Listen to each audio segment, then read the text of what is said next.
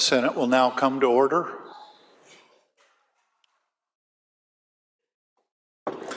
Senate Bill 6298, the Secretary will read. An act relating to the duty of the clergy to report child abuse or neglect and amending RCW 26.44.020 and 26.44. Last line. Timing. Amendment at the desk, amendment number 0549, the Secretary will read. On page 9, line 23, after Last 6, line. information is obtained solely in the context. Senator Fortunato.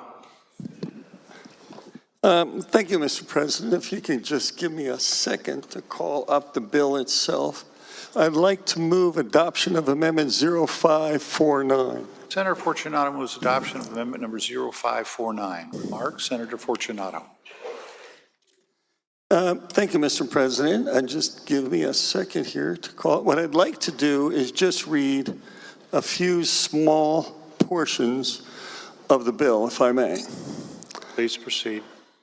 So in the bill, it basically says the reporting requirement in A of this subsection also applies to members of the clergy except with regard to information that the member of the clergy obtains in the member's professional character as a religious or spiritual advisor when the information is obtained solely in a context of penitential communication, basically during confession. So it says that a clergy is exempt under that provision, but there's 18 words at the very, very bottom on subsection 6. And if I may read that subsection, Mr. President. Please proceed. Regardless of the previous subsection, a member of this clergy has a duty to warn the department or law enforcement when they have reasonable cause to believe that a child is in risk, imminent risk of being abused or neglected. Then the following piece is the objectionable piece. Even if that belief is informed by the information obtained in part as a result of a penitential communication during confession. So basically, if a priest hears something in confession and it's corroborated by something outside of confession, he has a duty to warn if he believes that there's imminent risk, which is kind of a it's subjective opinion. So he doesn't know something's going to happen. He simply believes that something might happen. Now, the problem I have with this, and some of the other Catholic members of the Senate believe, that this, and in consultation with other bishops and priests, aside from what we will call the Catholic Conference, they also believe that this violates the seal of confession. Big, huge thing in the Catholic Church. Testimony was, if a priest divulges something that they hear in confession, they are excommunicated immediately. Big, huge deal. And what this basically says is I have knowledge that I gained in confession. I learned something outside of confession that I believe might happen. I have a duty to warn. Now, how does that work exactly? So even if we take out the seal of confession out of it, how exactly does that work? I'm going to go and I'm going to report to law enforcement that, hey, I think this guy might be doing something. No. How does that work? What's law enforcement supposed to do? What's the agency supposed to do, or the department supposed to do? So I don't quite understand how that works. But if we add into that the violation of the seal of confession, which there's 7 sacraments in the Catholic Church, we eliminate this, we only have 6. This is a big deal for me personally. But I want you to think of the ramifications of this. Somebody does something that's nobody in this room, nobody on this planet wants children to be hurt. You will hear some testimony or some statements, if only one child, or you will hear statements saying, if somebody knew something and it was your child, what would you do? But again, that's not what the bill says. What the bill says is, if you think something might happen. So it doesn't say you know something will happen. It says if you think something might happen. So nobody wants children to be harmed. I once doorbelled a woman, and she said, I'm opposed to the Republican position on guns. And I said, well, I see your grandkids are visiting here. If somebody was to threaten your grandchildren with harm and you had a gun, would you shoot them? She goes, absolutely, I'd shoot them dead. She would do that to protect her grandchildren. And there's not a person here that would not lay their life down to protect their child. But that's not what we're talking about. What we're talking about is somebody's subjective opinion that they believe something would happen, and then at the same time violating that seal of confession. What this amendment simply does is say, you have a duty to warn. You have all the other obligations of the bill. The rest of the bill is fine. This similar bill passed this chamber 49-0, and I would vote for this bill today with this amendment on it, if we took out that offending words. It's a good bill. It clarifies something. I don't actually think it's needed because we already have clergy and others as mandatory reporters. They're already included. So I believe if you accept this amendment, it exempts that seal of confession and lets the rest of the bill, which everybody here would vote 100% on, to go through. And without this amendment, Mr. President, I cannot vote for this bill. Thank you. Further remarks? Senator Frame. Thank you, Mr. President. Standing today asking that we vote this amendment down. And I want to really speak to several pieces that Senator Fortunato spoke to. I agree that nobody wants to see a child hurt. The question right now is if we are going to use the power of our vote, the tool in front of us right now, to make that reality. Mr. President, the amendment being offered that we are discussing is not supported by the Catholic Conference. The Catholic Conference supports the underlying bill. They support the underlying bill, and on this provision, they are neutral, Mr. President, because it is part of a very delicate threading of the needle compromise that they have made with me as the prime sponsor and of representatives of the survivors of the Jehovah's Witness sexual abuse cover-up that I'll speak to in a moment on final passage. The amendment before you, colleagues, simply says, if you are a member of the clergy and you have a reasonable belief that a child is at imminent risk of harm, you do something about it? Senator Fortunato said, what do they do? How does that work?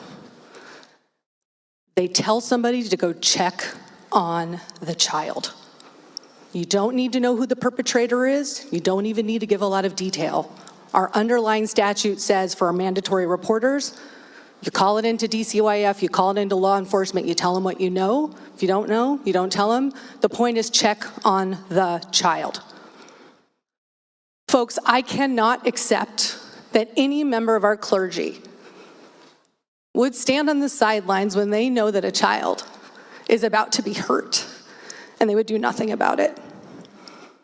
The Catholic Conference does not.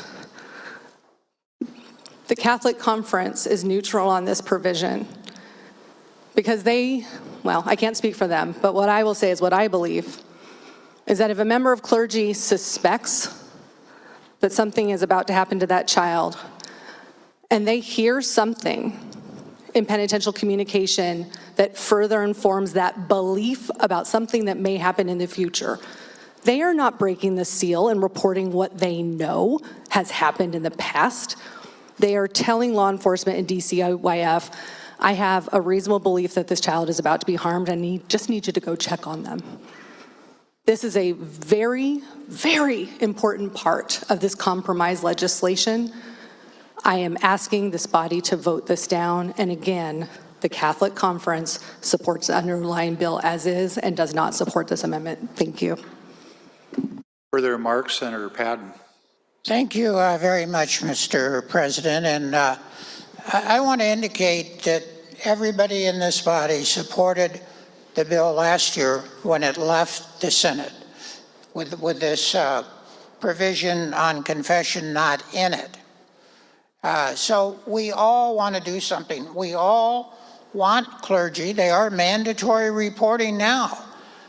So what the amendment is just getting about is the seal of confession. And I want to indicate that even though this is offered by the good lady from the 36th district, this provision is worked out, I really believe it is counterproductive for what we want.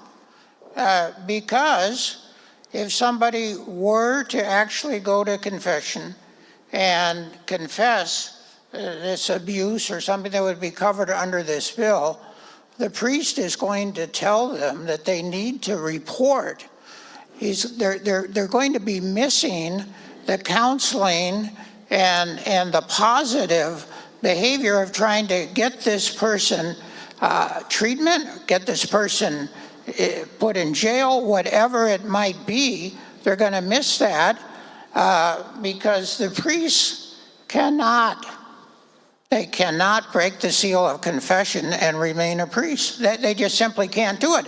And it's not part, it's not part seal of confession, it's the whole thing. You can't compartmentalize it.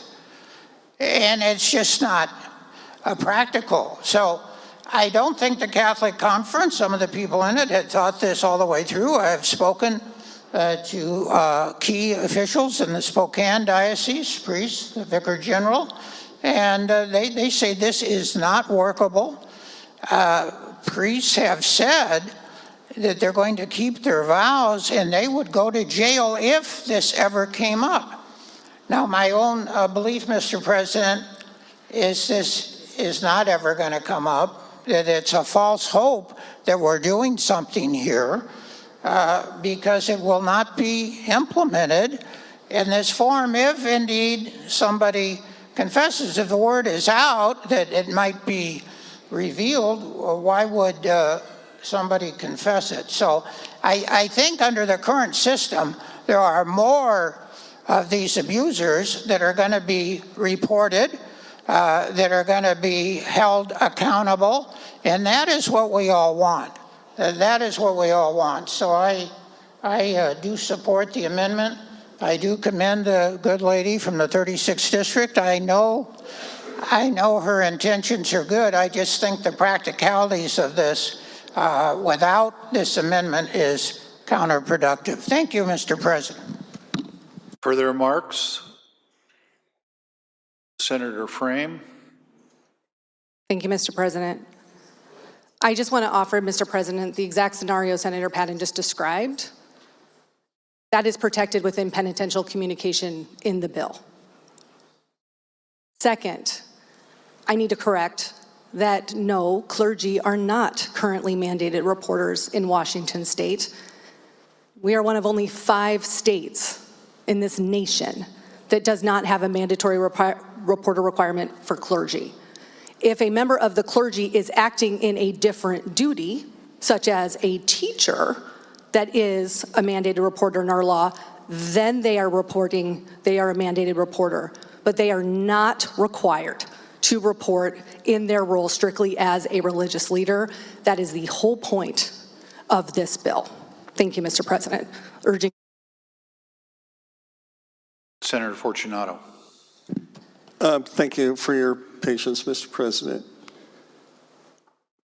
The Catholic Church has done more to train their priests and to ferret out any problems within the priesthood than I believe any other organization. It is required in this state by the Catholic Conference, which is to all the bishops, it is required that they report. So whether or not there's law, it doesn't matter, okay? They are required as a priest to do this. And the Catholic Church has done that within its own organization. In addition, I do want to touch on a couple of things. How is somebody in law enforcement going to go and check on a child? They check on the child's fine. Because the bill says if someone thinks there is imminent risk of something, you have to notify law enforcement and the agency, the department.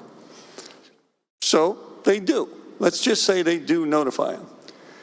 We think something might happen. That's what this is about. You have to report if you think something might happen. So you go to law enforcement, we suspect something might happen. Law enforcement goes and checks on a child. Child's fine. There's nothing wrong. I mean, just because somebody thinks they have this intent, whatever. So it's a subjective thing. The other thing that we're kind of missing in this equation is a person that does this, as Senator Patton touched on, that ability to get that counseling. The guy obviously feels bad. He's having an inner turmoil. That's why he goes to confession. Goes to confession, he gets the benefit of having that counseling from the priest in an anonymous situation. Some of our fellow members said to me, oh, come on, Phil, you have kind of a distinctive voice. They're going to know it's you. Every Catholic knows if you do something really bad, you don't go to your own priest, you go somewhere else, specifically for that purpose. So now, and Senator Patton touched on this, somebody that may be having a real problem and may be prone to this type of behavior, which everybody believes is despicable, if they know they're going to be reported, they're simply not going to go. I mean, so it's counterproductive. The amendment fixes that. It allows that person with that problem that has that inner guilt, that's why he's going to confession, to get the benefit of that priest and his counsel to turn himself in. Mr. President, if you go into confession and you say, I robbed a bank, the priest is not going to say, hey, great, keep the money, just put a big deposit and put a large contribution in the basket in the church. They're going to say, give the money back, make it right, make restitution. You're not going to get absolved of your sins if you continue to say, I'm just going to keep doing it. It's counterproductive and it's a lack of understanding. And the Catholic Conference, some of the Catholic Conference, not the whole thing, because everybody we talk to, I've been talking to priests and bishops and whatever, all agree this is totally unworkable. It's not going to happen. Nobody's going to get reported. It's a subjective thing. So I'm asking the body to please consider adopting this amendment. It will strengthen, as Senator Frame points out, it's a decent bill. It outlines things. It has very good descriptions of things, what has to happen. I am all for that. I just don't like those 18 words. And with those 18 words, I cannot vote for this bill. Thank you, Mr. President. Thanks for your patience. Further remarks, Senator Cooter. Thank you, Mr. President. So I am rising to ask for a no vote on this amendment. I have no doubt of the sincerity of Senator Fortunato and Senator Patton, and I'm sure that this comes from a deep sense of faith. I also grew up in the Catholic Church, and I remember very vividly in 1985 meeting the first lawyer to ever successfully sue the Vatican for child sexual abuse. And I remember him telling me at the time that it was just the tip of the iceberg. And I remember going to the Archbishop and asking, what are you going to do to address this problem? First, there was no recognition there was a problem. And then secondly, there was a letter saying that they were going to make sure that children were protected. Fast forward to the year 2000, and what do we have? But we have a worldwide explosion on the Catholic Church and child sex abuse cases. So I have to disagree with my good friend, Senator Fortunato, that the church has done all it can to educate its priests. I don't think that's the case. And it pains me deeply to say that. This is my faith. And I can tell you, Mr. President, that it is critically important that our priests be mandated reporters. It is long overdue. When I think back on growing up and then hearing now today from people that I went to school with, that they suffered abuse at the hands of a priest that I stood next to, this troubles me, Mr. President. This has been going on for far too long. This bill by Senator Frame is so long overdue, it makes me ache. And I am deeply grateful to her for bringing this bill forward. And I'm asking the body to realize the importance of what we're doing here and who we're trying to protect. And I know that there are priests who have left the priesthood over this, Mr. President. There was one who was, quote unquote, the closer. He would go around to parishes in the state of Minnesota and convince families not to say anything, and they would be paid money. He got so sick when he saw the grief on the families' faces. A family in particular that had 3 sons, and the parents entrusted those 3 sons to a priest. Each one was abused. One committed suicide, another became a drug addict, and the third just vanished. There is a human cost here that is far too great for us to exempt priests from this requirement. There is an agreed upon bill. It does not violate the sanctity of the confessional. And I urge the body to vote no on this amendment and yes on the bill. Thank you, Mr. President. Further remarks, Senator Warnick. Thank you, Mr. President. This is such a tough issue. I voted for this bill last year, and I voted for this bill coming out of committee. Since then, I've talked to a number of people, so that's why I signed on to this amendment. I think this amendment just affirms the penitential communication right. In the Catholic Church, many of these confessions are anonymous. I don't know how a priest who hears a confession from someone will be able to corroborate a confession of child abuse outside of the confessional, unless that priest runs out and confronts the individual. But I agree, it was already said that that priest can offer counseling, offer help. But what we're asking our priests, especially in the Catholic Church, who have taken a vow that we would be asking them to break that vow. It would be like us, we raise our hand, take a vow to uphold the Constitution. This priest takes a vow to uphold the sanctity of the confessional. Now, we're talking a lot about the Catholic Church. There was other churches mentioned in the testimony. And I'm not sure how those other churches work, but Jehovah's Witness Church came up. Is there a requirement that those churches, those pastors keep a sanctity similar to what our priests are keeping?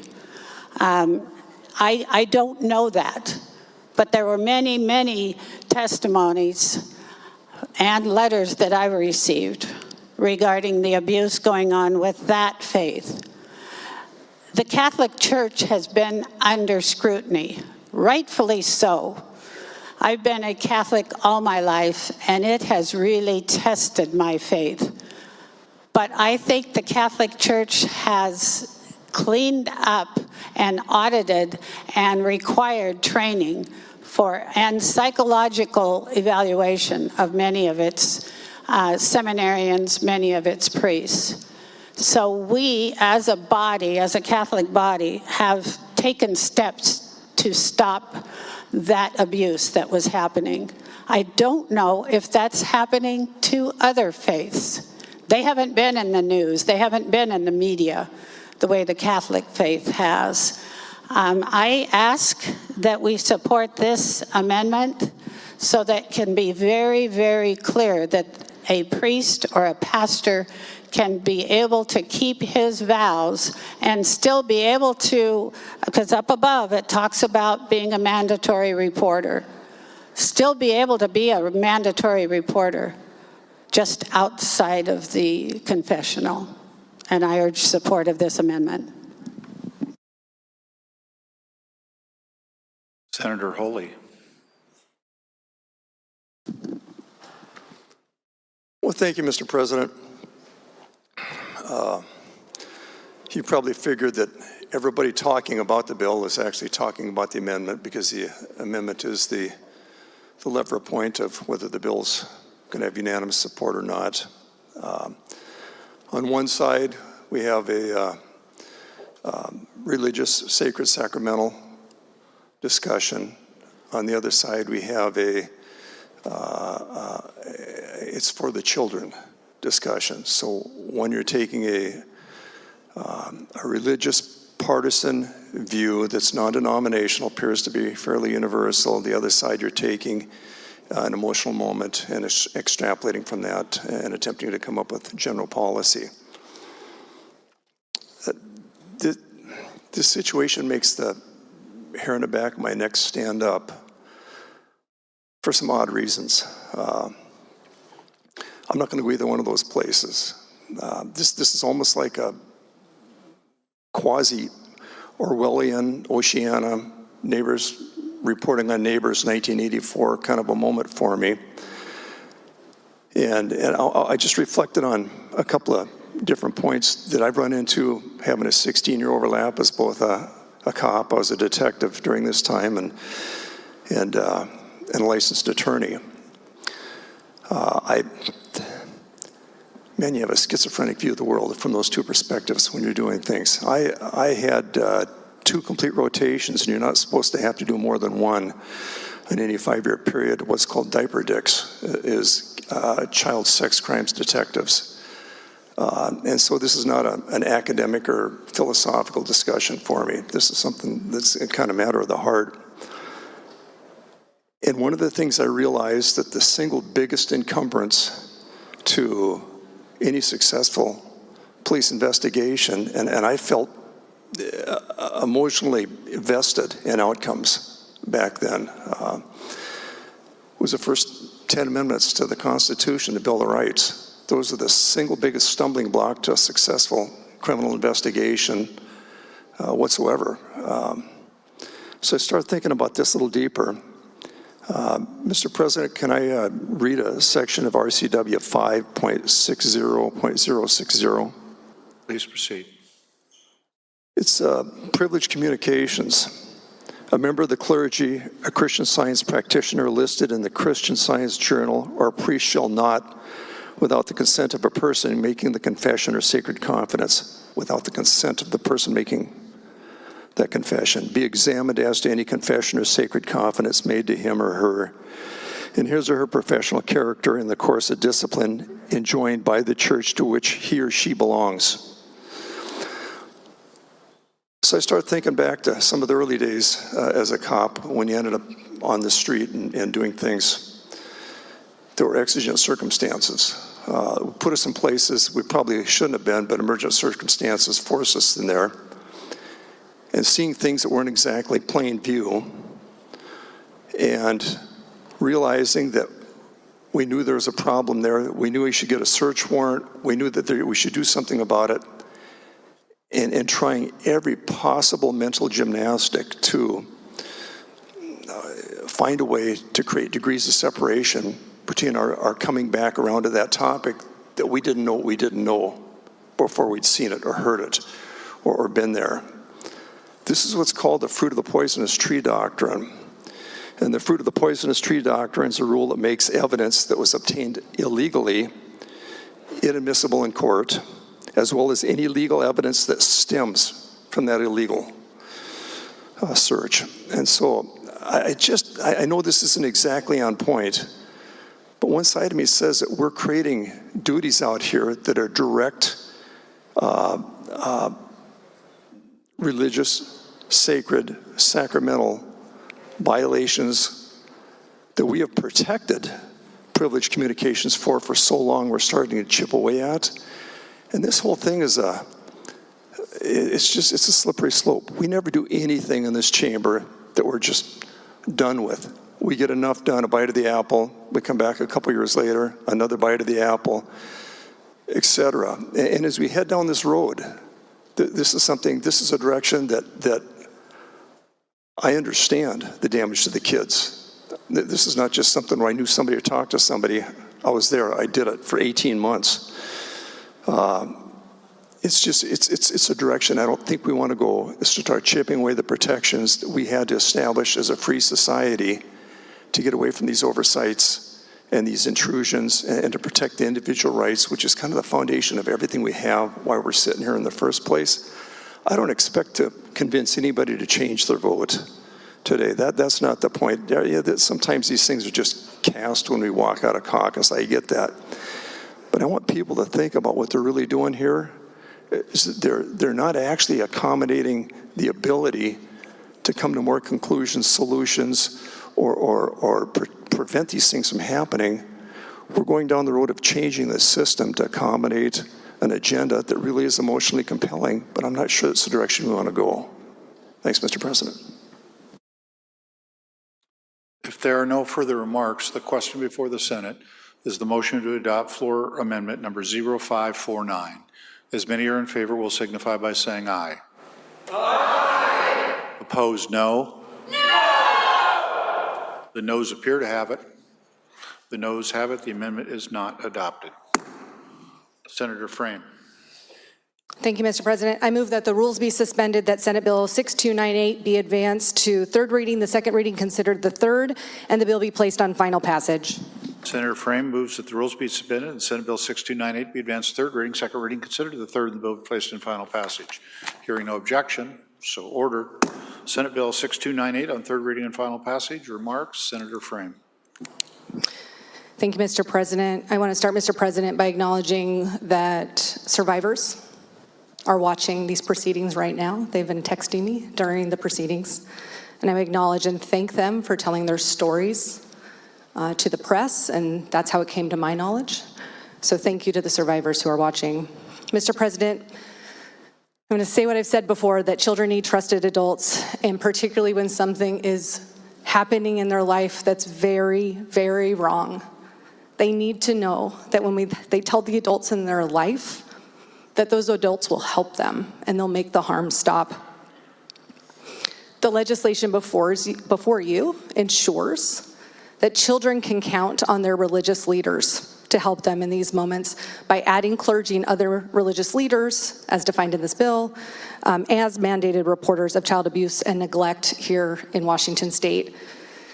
As you've heard today, Mr. President, this is a compromise bill, and it includes a very narrowly and specifically defined exception for penitential communication, a careful compromise crafted with the Catholic Conference, who opposed the final version of the bill last year but came to the table with me and survivors to craft the bill that's before you. I also want to acknowledge and thank the reporting of Investigate West, who in late 2022 really brought to light decades of abuse that happened within the Jehovah's Witness community here in Washington State, that covered up just years of sexual abuse of children. I want to thank my co-sponsor, Senator Kaufman, for helping me to get a definition of elder defined in this bill this year in consultation with the tribes and ensuring with survivors that it covered the totality of what we saw in the Jehovah's Witness community, that the kinds of cover-up of abuse would no longer be allowed under this bill with that new definition. And Mr. President, I am proud to stand here and champion this cause. I take no delight in telling my story over and over and over, but I do it, Mr. President, because I have the privilege of serving in this body, and the tool before me to make change is my vote. As a child who experienced sexual abuse from the ages of 5 to 10 by a member of my own family, a teenage cousin, and that abuse only stopped when I told my teacher, who was a mandated reporter. This is very personal to me, but it's actually really not just about being Mr. President. It's about all the children who need the adults in their lives to stand up and protect them. Religious leaders have a really special relationship with the families they serve. I think we've heard that today from some of the speakers. They have to have a very intimate relationship with these families, and I can imagine how devastating it would be for a religious leader to learn that a child had been abused in their community, particularly when we know that in most cases when children are being abused, it's by somebody known to them. It's a family member, it's a neighbor, it's a member of their church. And as devastating as that is, we need religious leaders to prioritize the safety of children and tell our Department of Children, Youth, and Families or law enforcement to go check on that kid and make sure they're okay. I mentioned earlier, we are one of only 5 states in the nation that does not have this requirement, and so I'm asking that we move it today. Mr. President, I'll end by saying that I personally am wildly uncomfortable with this compromise, and I want everybody to hear that. I'm wildly uncomfortable with the exemption for penitential communication. But I'm doing it because I've been asked by survivors not to let the perfect be the enemy of the good and to bring forward this compromise legislation. And I also want to say, in so many great conversations I've had with my colleagues on this bill, I appreciate the interest in having a pathway to forgiveness and redemption for those who have made mistakes and are utilizing the confessional or other penitential communication in whatever faith tradition they have to seek forgiveness and take accountability for their actions. And Mr. President, I hope that the grace that is being afforded to those who engage in penitential communication, I hope that same grace for redemption and forgiveness is extended to all sorts of people through all sorts of legislation that will be before this body today, or this year. But with that, Mr. President, I ask for your support of this legislation today and the support of the body. Thank you. Further remarks? Senator Fortunato. Thank you, Mr. President. So Senator Frame really has done a great job on this piece of legislation as far as laying it out, clarifying things, with the certain mandatory reporting options in here. But I just simply cannot bring myself to vote for this, which violates a tenet of our faith. Now, the Catholic Conference may have consulted with Senator Frame, but they didn't consult with me, they didn't consult with anybody on this side of the aisle that I know of. And so with that, I am personally going to vote no. I know it's a tough no vote for others. I hope they will join me as a First Amendment issue. And we're just going to give the Catholic Conference a pass and say perhaps they got it wrong. Thank you, Mr. President.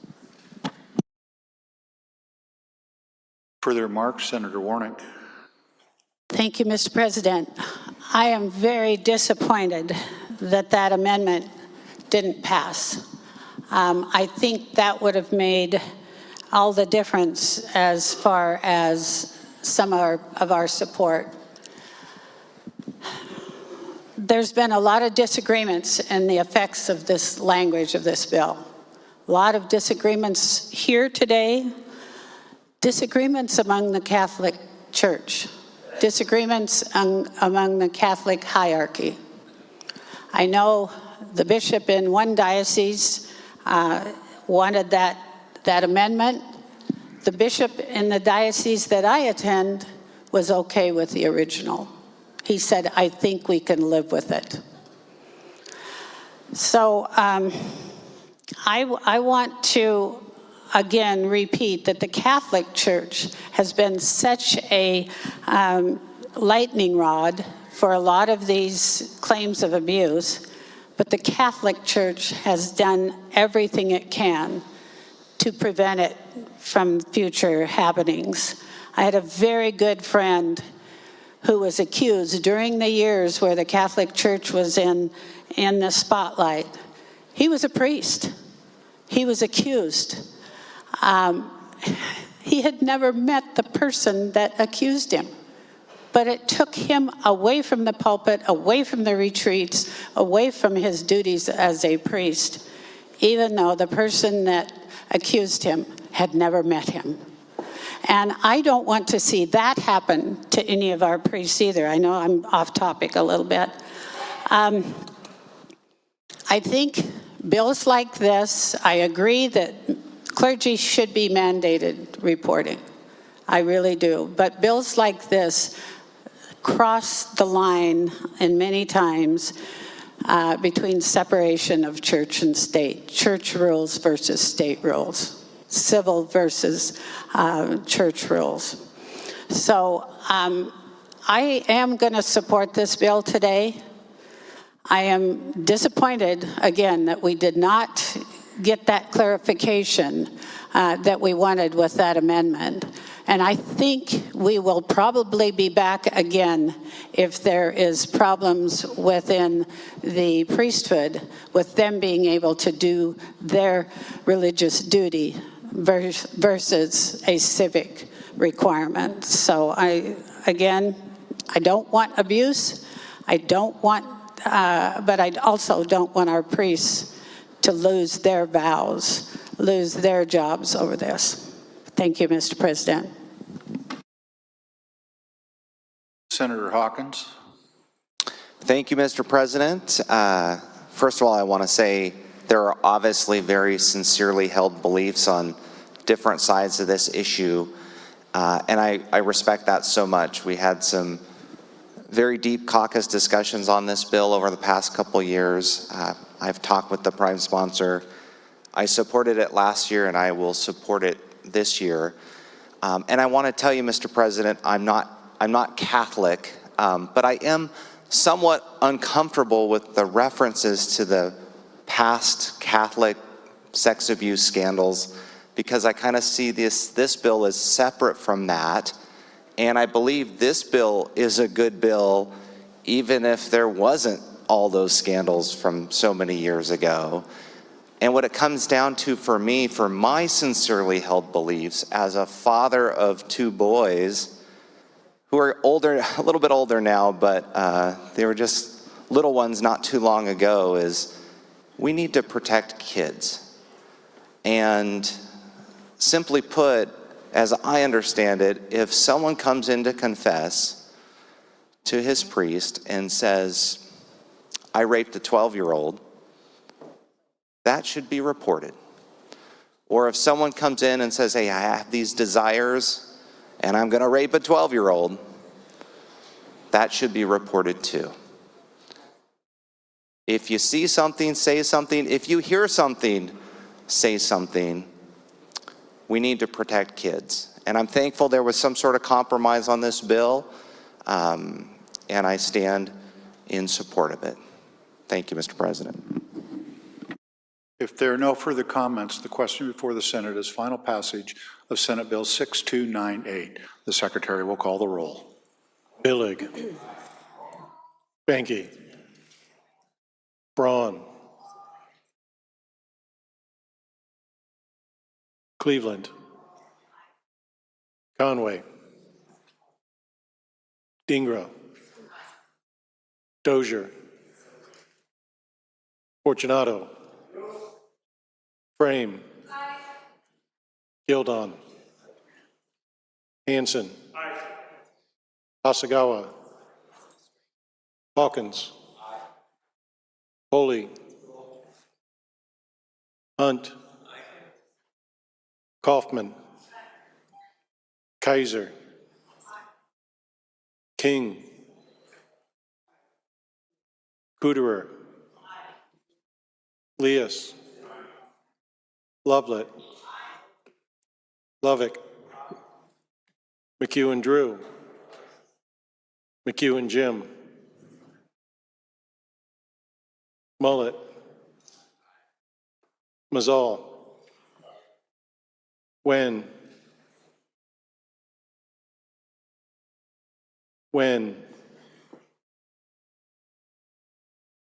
Nobles. Padden. Peterson. Randall. Rivers. Robinson. Robinson. Saldana. Solomon. Schessler. Shoemake. Short. Stanford. Torres. Trudeau. Valdez. Vandeweghe. Wagoner. Warnick. Wellman. Wilson Claire. Wilson Jeff. Wilson Linda. Senator Wen, how do you vote? Senator Wen votes aye. Senator Robinson, how do you vote? Senator Robinson votes aye. Mr. President, there are 44 yea, 5 nay. Having received a constitutional majority, Senate Bill 6298 is declared pass. The title of the bill will be the title of the act.